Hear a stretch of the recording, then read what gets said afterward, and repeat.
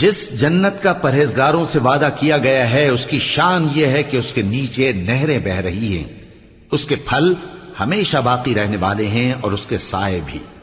ये उन लोगों का अंजाम है जो मुत्तकी हैं, और काफिरों का अंजाम दोज़ख है। और जिन लोगों को हमने किताब दी है वो इस किताब से जो तुम पर नाजिल हुई है खुश होती हैं, और बास फिरके इसकी बास बातें नहीं भी मानते।